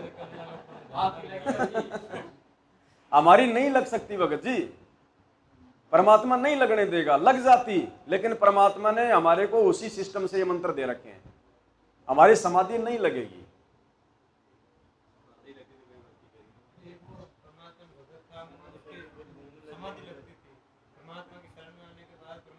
बहुत सारी चीजें हैं,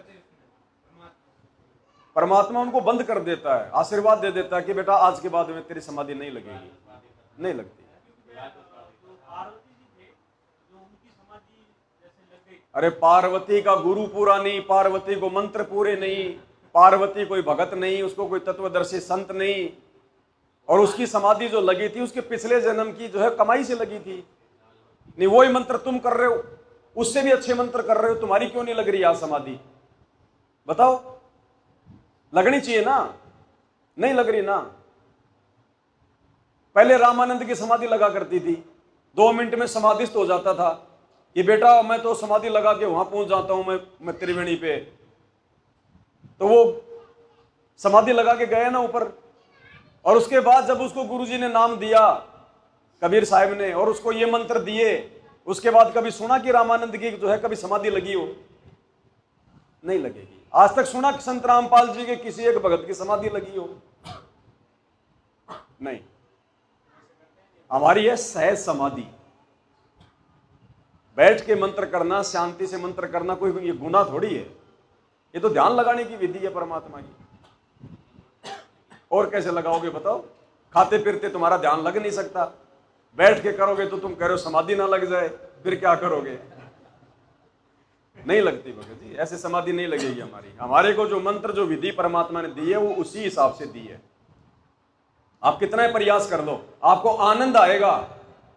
जितना लंबा बैठोगे, जितना सुमरन आप जो है वो करोगे, क्योंकि आप कोई तप नहीं कर रहे, आप कोई मनमुखी साधना नहीं कर रहे, आप किसी मनमुखी गुरु से राधा राधा का जाप लेके नहीं कर रहे, आप राधा स्वामी पंथ के वो पंथी नहीं हो जो आपको आपके गुरुजी ने बताया हो कि ऐसे मंत्र कर, मुंह ढक के कर, 2 घंटे ऐसे बैठ के कर, नहीं, सहज समाधि है।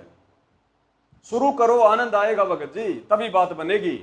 ये खाते पीते उठते बैठते मंत्र करने वाले देख लो आज वो राजनीतियां कर रहे हैं, क्या हो रहा है उनका। जब तक भक्ति अंदर नहीं प्रवेश करेगी तो भाई साहब आत्मा कहां से मतलब अपनी चेतना में आएगी। करना पड़ेगा, शुरुआत करनी पड़ेगी। कभी कभी दास प्रथम मंत्र और सतनाम कभी कभी आंखें बंद करके करता है, तो दास को सुबह के समय में ऐसे करता है, गुरु जी दास को वापिस नहीं जाता। तो आनंद आ रहा ना भाई, वो वास्तविक विधि है, आनंद तो आएगा ना। अब गर्मी के टाइम में एक तो आप एसी में जाके सो और एक वैसे आप गर्मी में पड़े हो, तो नींद बहुत जल्दी कहाँ आएगी? एसी वाले कमरे में आएगी कि उसमें आएगी? तो विधि से कोई काम करोगे तो उसमें आनंद आएगा ना भगत जी।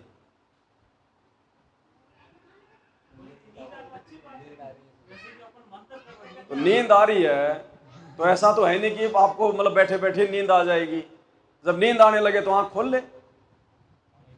अरे नींद आने से पहले आंख खोल ले भाई, आंख खोल के मंत्र जाप कर ले, और कोई काम याद आ गया वो कर ले अपना, फिर जब नींद नहीं आवा तब बैठ जा। सहज समाधि, सहज विधि है ये भक्ति की, करना पड़ेगा सिस्टम से भगत जी। आप दुनिया भर की टेंशन लेके, दुनिया भर की बकवादे लेके और आप सोचोगे कि मैं चलते फिरते मंत्र करके सतलोक पहुंच जाऊंगा, जिंदगी में नहीं जाओगे भगत, कभी जिंदगी में नहीं जाओगे। चलते फिरते आदमी को कभी नींद आई आज तक है? क्यों नहीं आती? नींद लेने के लिए आपको क्या करना पड़ेगा? तो भाई इस भक्ति मार्ग में अगर इन मंत्रों का वास्तविक लाभ लेना है तो आपने बैठ के सुमरण करना शुरू करना पड़ेगा, क्योंकि सुरती नृत्य मन और पवन ये बैठ के ही लग सकते हैं, मोटरसाइकिल पे चलते चलते नहीं लगेंगे। ये भाई साहब अपना रेलवे का काम करते हैं, ये पटड़ियों को ठोकते ठोकते सुरती नृत्य मन पवन नहीं लगा सकते। तो इसलिए दास कह रहा है कि बैठ के सुमरण करने का अभ्यास करना पड़ेगा। अब गुरुजी ये बात अगर शुरू से कह दें तो शुरू में भगत जी इतना ज्ञान तो होता नहीं है, 20 प्रकार के लोगों के काम धंधे होते हैं, वो सोचेगा अरे यार ये काहे की भक्ति, यार बैठ के कोई सुमरण होता है क्या? लेकिन गुरुजी को पता है कि एक समय आएगा, साल 2 साल 4-5 साल बाद में ये चलते फिरते सुमरण जब थोड़ा बहुत अपना काम जो है करना जब ये शुरू करेगा तो इनके अंदर चेतना भी आएगी, इनकी आत्मा को फिर अच्छा नहीं लगेगा कि यार ये चलते फिरते करना इससे कोई आनंद नहीं है। वो खुराक नहीं मिलेगी आत्मा को, जो खुराक उसको चाहिए। अब एक तो बैठ के खाओ आप लड्डू, और एक सामने कोई दूसरा खड़ा हो गया आपके मुंह पे यूं मारे, ले कोई तो नाक पे लगेगा, कोई इधर से निकल जाएगा, एक आधा कोई मुंह में चला जाएगा, तो उसमें नुकसान भी है, उसमें पेट भरने में टाइम भी लग जाए। और बैठ के खाओगे तो 5 है तो 5 खा लोगे फटाफट, है ना? बैठ के करने का फायदा। तो बैठ के करना पड़ेगा भगत जी, भीड़ को देख के मत चलो, भगतों को देख के मत चलो। गुरुजी ने एक ही बात कह दी कि जो प्रथम मंत्र है सुरती नृत्य और मन के साथ में, और शतनाम का सुमरण सुरती नृत्य मन और पवन के साथ में। भाई ये तत्व चलते फिरते नहीं लग सकते, बिल्कुल नहीं लग सकते। आपकी कितनी कोशिश कर लो आप, ये चारों एलिमेंट चलते फिरते नहीं लगेंगे, आपको बैठ के ही लगाने पड़ेंगे। मन को रोकने का यही तरीका है, दूसरा तरीका नहीं है। जो विधि भगवान ने बता दी उस विधि से अगर सुमरण करेंगे तो फिर इस आत्मा को वो वास्तविक आनंद महसूस होगा, तब हमारी रुचि बनेगी भक्ति में। फिर फालतू की बातों में हम ज्यादा ध्यान नहीं देंगे, उठना बैठना किसी के साथ। जब भी समय मिलेगा, 5 मिनट का भी समय मिल गया, तुरंत अपना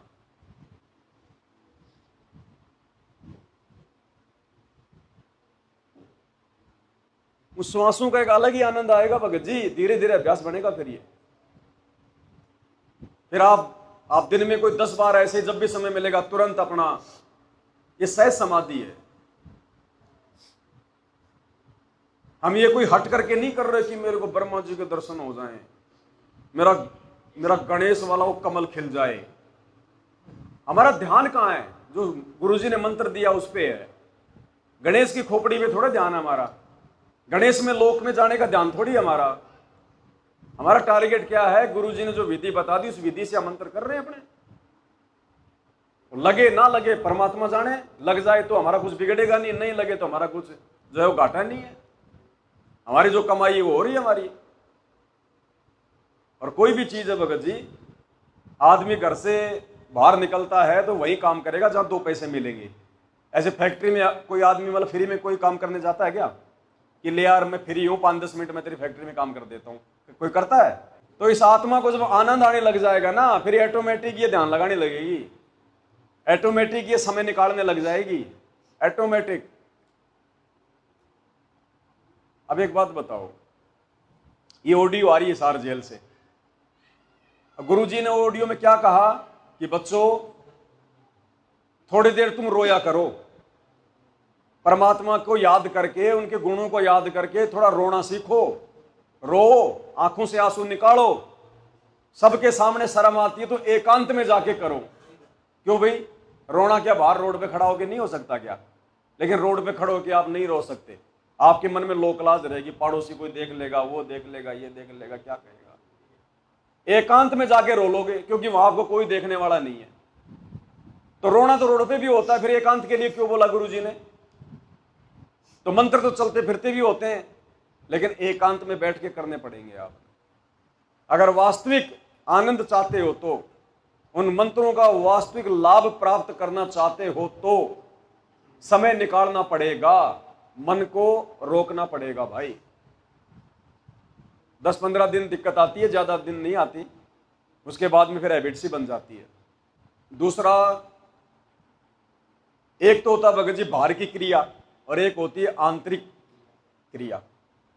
एक समय हमारा भक्ति मार्ग पे ऐसा भी आ जाएगा, अभी तो हम आंख बंद करके भी मंत्र करेंगे तो हम लोग जो भी मंत्र बोलेंगे तो हम उस मंत्र को अपने शरीर से बाहर देख रहे हैं भाई। जैसे होठों से बोल रहा हूं या श्वास के द्वारा निकाल रहा हूं, तो अगर मैं सतनाम का जाप करूंगा आंख बंद करके बैठ के शांति से सहज रूप में, तो मेरा ध्यान कहां रहेगा? शब्दों के ऊपर। कौन सा बाहर ले रहा हूं, कौन सा मैं अंदर छोड़ रहा हूं, कहां से? यहां रहेगा ध्यान, नाक पे। अगर मैं प्रथम नाम का जाप कर रहा हूं तो मेरा ध्यान यहां रहेगा, मेरे मुंह के ऊपर, कौन सा मंत्र बोल रहा हूं। यह है बाहरी क्रिया, इसमें भी उतना आनंद नहीं है। एक समय आ जाएगा जब हम प्रथम मंत्र का जाप करेंगे और जो मंत्र हमें गुरुजी ने दे दिया उसको हम अपने शरीर में देखना शुरू कर देंगे। गुरुजी ने बताया ना, रीढ़ की हड्डी में अंदर 5 कमल हैं, जहां पे जो अमल के स्वाद कमल यहाँ है, उसके बाद में फिर जो है अमल के मूल कमल में जो है गणेश जी है, फिर नाभि कमल में ये मतलब विष्णु जी और लक्ष्मी जी हैं, फिर ये कंठ कमल में दुर्गा जी है, फिर हृदय कमल में शंकर और पार्वती जी है। तो फिर एक समय ऐसा आएगा भगत जी, हम जब वो मंत्र जाप करेंगे ना, जब हम लोग ब्रह्मा सावित्री का करेंगे तो हमारा ध्यान रीढ़ की हड्डी पे उस कमल पे जाएगा। फिर जब हम दूसरा मंत्र करेंगे अगले वाला श्री गणेश जी का, तो 4 उंगल नीचे ध्यान जाएगा दूसरे कमल पे। हमने देखे नहीं कमल, लेकिन मन में एक मतलब विचार बन जाएगा, एक वो आकृति सी बन जाएगी। कभी रीढ़ की हड्डी की तरफ ध्यान जाएगा तो कभी आगे की तरफ ध्यान जाएगा। मतलब कहां है वो कमल? जो जो मंत्र जाप करेंगे उस कमल के ऊपर ध्यान जाएगा हमारा। ब्रह्मा सावित्री का किया तो वहां गया कि भाई हमारे गुरुजी कहते हैं कि भाई रीढ़ की हड्डी में सूक्ष्म रूप में है। फिर जब दूसरा करेंगे हम गणेश जी का, तो 4 उंगल जो है नीचे ध्यान जाएगा। फिर जब श्री विष्णु और लक्ष्मी का करेंगे तो फिर नाभि कमल पे ध्यान आएगा। फिर जब इस दुर्गा का करेंगे तो यहाँ पे कंठ कमल पे ध्यान आएगा कि भाई यहाँ पे है वो। फिर इससे नीचे जो है शंकर और जो है पार्वती का आएगा ध्यान। फिर ये आंतरिक भी होने लगेगा। जब आंतरिक जब हम करेंगे ना, फिर हमारा बाहर की किसी चीज पे ध्यान नहीं जाएगा। अगर बाहरी मंत्र करेंगे ये सोच के भाई हमने ये प्रथम मंत्र शुरू कर दिया, 7वां मंत्र बोल दिए, जैसे मंत्र कार्ड सामने है या वैसे भी, तो हमारा ध्यान हमारे शरीर से बाहर हो रहा है। तो बीच बीच में मन जो है मतलब जो है वो भग जाता है। लेकिन जब आंतरिक रूप से हम जब मंत्र जाप जब हम करेंगे ना, तो फिर हमारा ध्यान बाहर नहीं भटकेगा, ध्यान लगेगा। और ध्यान लगेगा तभी बात बनेगी। ध्यान का ही सारा खेल है। अब अपने गुरु जी से ध्यान हटा के तुम और कोई पूजा करोगे तो तुम्हारा मोक्ष होगा क्या? तो गुरु जी ने जो मंत्र दे दिया, हमने मंत्रों को ध्यान से करना है। ध्यान से करने की तो विधि बताइए गुरु जी ने, सुरति नृत्य मन और पवन। वरना अगर ऐसे करने तो फिर ऐसे करते रहो, फिर चलते फिरते। अब उस विधि तो बैठ के लग सकती है भाई साहब, या फिर आप जी लेटे हुए हैं, मतलब शांति में, एकांत में। बैठने का मतलब ये नहीं कि आप जी मतलब कि बैठ के करो, लेट के कर लो, चेयर पे बैठ के कर लो। कहने का मतलब है एकांत में, शांति से, तभी लगेगी और तभी वो आनंद आना शुरू होगा, नहीं तो नहीं आएगा। करते रहो ऐसे तो चाहे कितना है।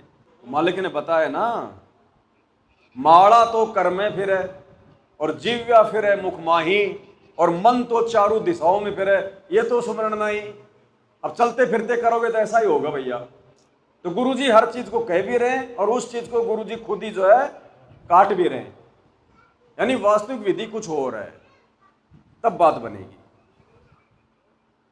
तो परमात्मा कहते हैं मारे सतगुरु दे रहे हे लारे और सतनाम सुमर मन मैला रे। सतनाम यानी सच्चा नाम, जो प्रथम नाम है उसको भी सतनाम ही कहते हैं, क्योंकि वो भी पांचों देवताओं का सच्चा नाम है। 2 अक्षर का मंत्र है उसको भी सतनाम कहते हैं। सार नाम मिलेगा उसको भी सतनाम कहते हैं, वो सच्चा नाम है उस परमात्मा का। सतनाम का मतलब ये नहीं कि खाली 2 अक्षर वाला नाम ही होता है सतनाम। जो सच्चे नाम है वो चाहे देवताओं के हैं, चाहे परमात्मा के हैं, चाहे काल का है, वो सतनाम होता है। तो यहां जिसको प्रथम नाम मिला है उसके लिए भी वो सतनाम है, सेकंड मिला उसके लिए भी वो सतनाम है। तो शुरुआत भाई और बहनों अब हमने जो है वो कर देनी चाहिए। और ये विधि, ये प्रोसीजर परमात्मा ने आप और हमारी बना दी कि अब हम इस स्थिति में आ जाएं। सतलोक आश्रम मैनेजमेंट वाले इस स्थिति में नहीं आ सकते। पहली बात तो वो मर्यादा में नहीं, दूसरी बात वो गुरु जी को भगवान नहीं मानते, वो पतिव्रता पद पे नहीं है, उनके तो 5-5 पति हैं, उनके अंदर वो भक्ति भाव हो ही नहीं सकता। आपके घरों पे परमात्मा ने बेड लगवा दिया, आप एकांत में बैठ के भी परम मालिक का जो अमल के सुमरण कर सकते हैं। और कहीं भी हैं फालतू की बातें सोचें वोचें, मोबाइल में दिमाग लगाएं, इधर उधर के लोगों से बात करें, उससे अच्छा बैठ के अपना सुमरण करो। कहां दिक्कत आ रही है? क्या रात को आंख बंद करके जब आप सो जाते हो, नींद नहीं आती है, तो क्या आप सुमरण नहीं करते बंद करके? लेटे लेटे सुमरण नहीं करते क्या? अगर उसमें ध्यान लग गया है तो भगत जी, अगर उसमें ध्यान लग गया है तो फिर वो भी तो आंख बंद करके कर रहे हो ना, चाहे 2 मिनट करते हो चाहे 5 मिनट करते हो। लेट के आदमी आंख बंद करके सुमरण करता है ना, तो जो बैठ के कर रहे हैं तो क्या दिक्कत आ गई? फिर बैठ के करेंगे थोड़ा उसमें तो रहेंगे। तो हमने जो ध्यान लगाना है वो उस काल निरंजन के साधकों की तरह ध्यान नहीं लगाना। उनके पास ना कोई मंत्र होते थे, ना उनका कोई ठिकाना होता था, कहां ध्यान लगाएंगे? गुरु जी कहते हैं झूठा ज्ञान ध्यान कहां लाओ, वाद विदा चतुराई। तुम्हारा ज्ञान ही गलत है, ध्यान कहां लगाओगे? इसका मतलब अगर ज्ञान सही हो तो फिर ध्यान भी लगाना पड़ेगा। तो अब गुरु जी ने सही ज्ञान दे दिया, सही मंत्र दे दिए, तो अब ध्यान भी लगाना पड़ेगा। मात पिता तेरा कुटुंब कबीला, ये कोई दिन का मेला रे, यहीं मिलाया यहीं बिछुड़ गया जागा हंस। अब ये तो गुरु जी बताते हैं सत्संगों में, भाई यहां तो देखो अकेले आए थे अकेले जाएंगे। ये तो केवल हमारे ऋण संबंध हैं आपस में, माता पिता, बेटा बेटी, कार कोठी संपत्ति, ये लेन देन है पिछला। तो इन चीजों से भी हमने हटना पड़ेगा। हमने केवल इन चीजों को एक उपयोग की वस्तु ही समझना पड़ेगा। इन चीजों को अपने साथ में जोड़ के नहीं चलना कि ये मेरी, जिस दिन ये हो गया ये मेरी, उसी दिन गए हम काम से। मालिक कहते हैं मेरा मेरी छोड़ दे यो ही कोई मैदान। तो ये मेरा मेरी छोड़नी पड़ेगी। मेरा तो भाई शरीर भी नहीं है, ये भी यहीं छोड़ना पड़ेगा, ये भी इस काल का है। मेरा तो केवल मैं हूं, मेरे प्राण है, मेरी आत्मा है, बस वही है और कुछ नहीं है इसके अलावा। और दूसरा भगवान ने आके जो भक्ति दे दी वो मेरी है। इसके अलावा हमने मेरा मेरी छोड़नी पड़ेगी। और ये छूटेगी तभी जब परमात्मा की भक्ति को ज्यादा महत्व देंगे, परमात्मा में ज्यादा ज्यादा ध्यान लगाएंगे। तब इनसे ऑटोमेटिक, जब आत्मा मजबूत होगी तो मन का प्रभाव ऑटोमेटिक कमजोर होगा। मन का प्रभाव है तो परिवार में मोह ममता भी रहेगी, रजोगुण भी रहेगा, तमोगुण भी रहेगा, सतोगुण भी रहेगा। और जब भक्ति बढ़ेगी, मन का प्रभाव कम होगा, आत्मा ऊपर उठेगी, तो ऑटोमेटिक वो चीजें पीछे हट जाएंगी। जबरदस्ती छोड़ने की जरूरत नहीं है, ऑटोमेटिक छूटेंगी, लेकिन बढ़ानी पड़ेगी भक्ति, और भक्ति बढ़ेगी सही विधि से। अब गुरुजी ने क्या बताया एक सत्संग में, गुरुजी ने कहा कि थोड़ा सा ये अभद्र लगता है लेकिन सही एग्जाम्पल है। अब मान लीजिए आपने 4 गिलास जो है आपने पानी के पी लिए, अब थोड़ी देर बाद आप चाहे ध्यान लगाओ चाहे ना लगाओ, ऑटोमेटिक आपका ध्यान जाएगा, रह के जाएगा कि बाथरूम आ रही है, ऑटोमेटिक आपका ध्यान जाएगा अपनी इंद्री पे, जाएगा ना। और जिसने पानी पी नहीं रखा हो, चाहे कितना ध्यान लगा लो, बाथरूम नहीं आएगा, आएगा नहीं बाथरूम, क्योंकि पानी आपने पिया ही नहीं। तो कितना ध्यान लगा लो, क्या आ जाएगा बाथरूम, वापस जाके आ जाओगे बाथरूम से। और पानी के 4 गिलास पी लो, ध्यान लगाओ चाहे ना लगाओ, ऑटोमेटिक बाथरूम उतरेगा, आएगा ना। तो ऐसे ही भगत जी सही विधि से भक्ति करेंगे तो ये तीनों गुण, विषय वासना, विकार ऑटोमेटिक ही हटेंगे। ये हमने विशेष जोर जबरदस्ती करने की जरूरत नहीं है, और जबरदस्ती करने से ये नहीं हटते। जिसने जबरदस्ती की है उन साधु संतों ऋषियों की इस काल ने दुर्गति करवाई है। पाराशर ऋषि ने जबरदस्ती करी, शादी करते ही अपनी पत्नी से बोला मैं तो जंगल में साधना करके आऊंगा 12 साल, उसके बाद में बच्चा पैदा करूंगा। हो गया बच्चा पैदा, खुद की बेटे के साथ में संभोग कर बैठा। तो ये काल फिर ऐसे डांस करवाता है। ये अगस्त्य ऋषि का बताया परमात्मा ने, जो सातों समुद्र पी गया था, उसने भी वो काम किया। एक राजा था, वो अपने घर पे ले गया, बैला फुसला के बोला महाराज जी संतान नहीं है, संतान नहीं है। अगस्त्य ऋषि ने उसको आशीर्वाद दे दिया कि तेरे संतान हो जाएगी। 9वें महीने की बेटी हो गई। यानी वो किसकी बेटी, अगस्त्य ऋषि की, अपने वचन से दी ना। लड़की बड़ी हो गई, जवान हो गई, फिर वो राजा ने बुलाया, राजा की बड़ी मेहमान नवाजी की, और चलते समय अगस्त्य ऋषि ने उसकी लड़की का हाथ मांग लिया, अपनी पत्नी बना ली। अब बताओ, खुद की मतलब खुद ने तो बेटी दे दी अपने वचन से, और खुद ही बड़ी होने के बाद उससे शादी कर रहा है अपनी बेटी से। तो काल फिर ऐसे मारता भगत जी। वो भक्ति कर रहे थे, कोई पिछले जन्म का उनका कोई सिस्टम था, उनका ध्यान लग जाता था, बैठने से उनका तप बन जाता था।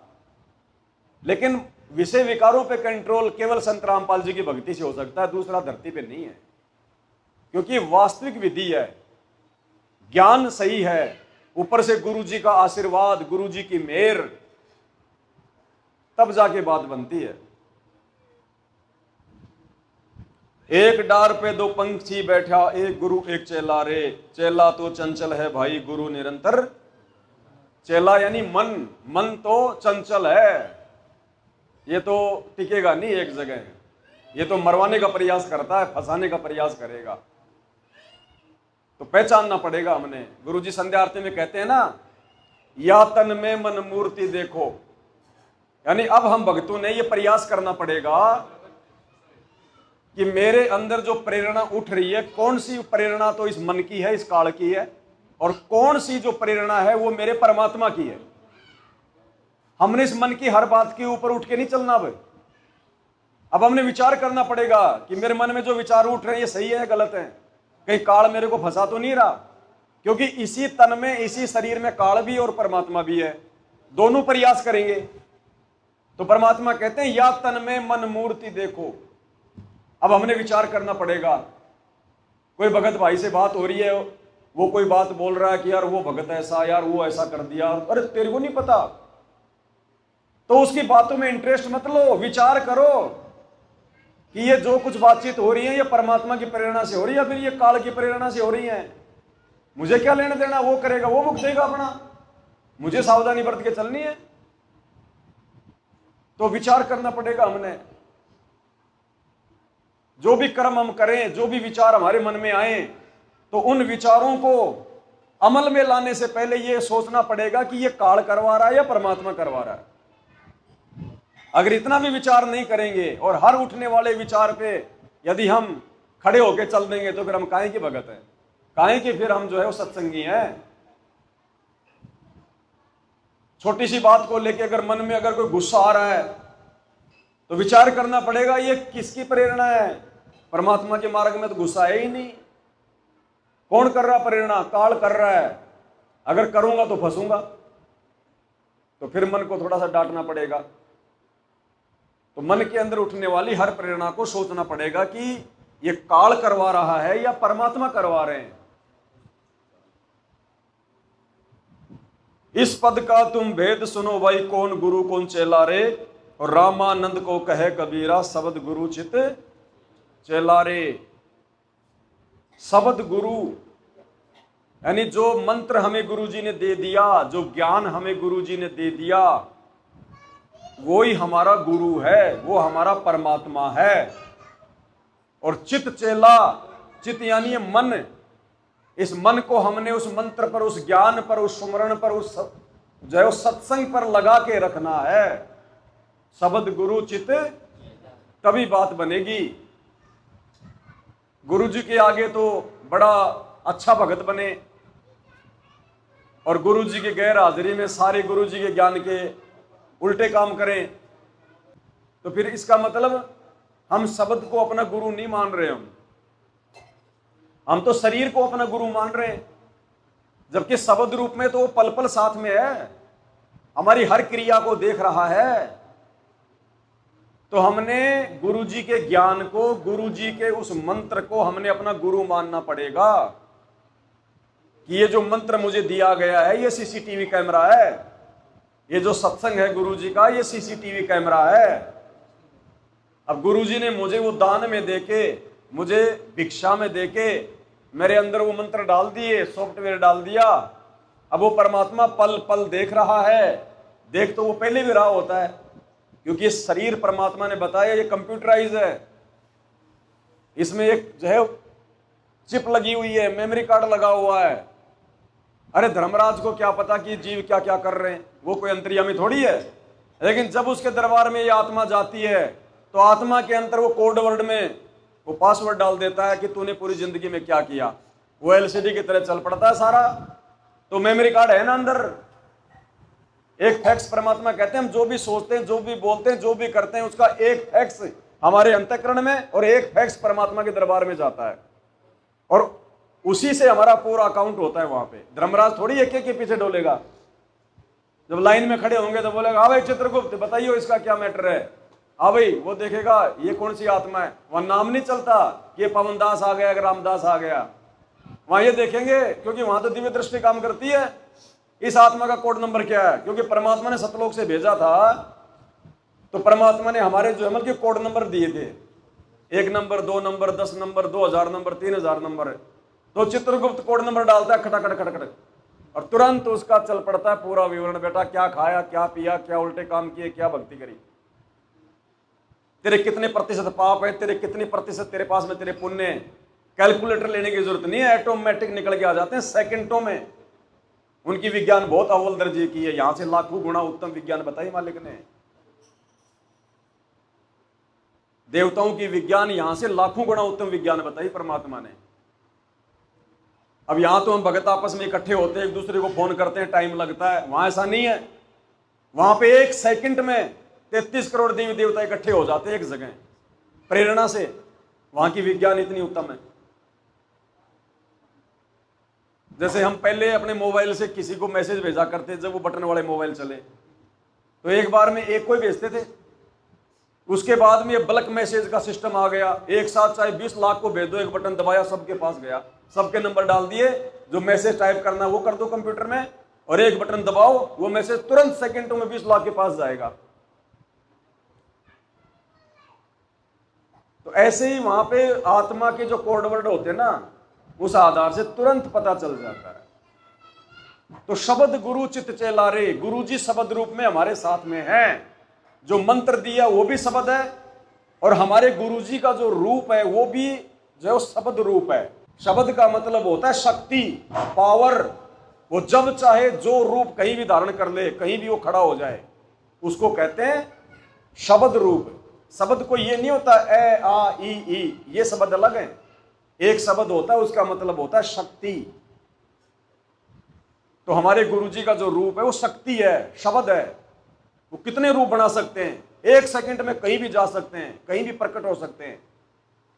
तो अपने गुरुजी को हमने शब्द रूप में देखना है कि परमात्मा पल पल मेरे साथ में, पल पल मेरी हर हरकत पे उसकी नजर है। और जब तक ये भय नहीं बनेगा, भक्ति नहीं बनेगी। और भय बनाने के लिए परमात्मा ने ये बोलना पड़ा कि बच्चों ये ना सोचना कि खाली एक मैं कैमरे से ही देख रहा हूं, मैं वैसे भी देख सकता हूं बिना कैमरे के भी। अब क्या मतलब हुआ इसका? सबको देख रहा है, चाहे आश्रम में बैठा हो और चाहे अपने घरों पे बैठा हो। कि मेरे बंदी छोड़ ने मुझे इतनी ताकत दे दी, मैं बिना कैमरे के भी सबको देख सकता हूं। तो साध वचन पलटे नहीं, पलट जाए ब्रह्मांड। वो तो पहले भी देखता था, लेकिन हमें विश्वास नहीं था। अब हमें विश्वास दिलाने के लिए, और ये विश्वास केवल हम सत्सेवकों को होगा, उन आश्रम वालों को नहीं होगा इन बातों का कि गुरुजी क्या बोल गए, क्या कैमरा, क्या दिव्य दृष्टि। उनको नहीं पता इन बातों का, वो तो खाली सुनते हैं बस। और जैसे ही ऑडियो खत्म हो जाए तो जयकारा लगा देंगे बस। विचार आप और हम कर सकते हैं, ये बुद्धि परमात्मा ने आप और हमें बख्शी है। तो परमात्मा अंतर्यामी है, पल पल हमारे साथ में है। और उसने हमें जो मंत्र दे दिया, जो ज्ञान दे दिया, जो मर्यादा दे दी, हमने उन पे खरा उतरना है। अगर हम अपने गुरुदेव के द्वारा बताई गई विधि से चलेंगे तो इसका मतलब ये जो मन है वो सही प्रकार से परमात्मा के शब्द पे लगा हुआ है। शब्द गुरु चित, गुरुजी ने जो विधि बता दी उसके ऊपर अपने मन को लगाना ही वास्तव में अपने गुरुजी का चेला कहलवाना है। बाकी तो गुरु चेले बहुत है भाई। गुरु भाग रहा दक्षिण में, चेले भाग रहे उत्तर में, तो वो कोई गुरु चेला नहीं है भगत जी, वो तो टाइम पास वाला सिस्टम है।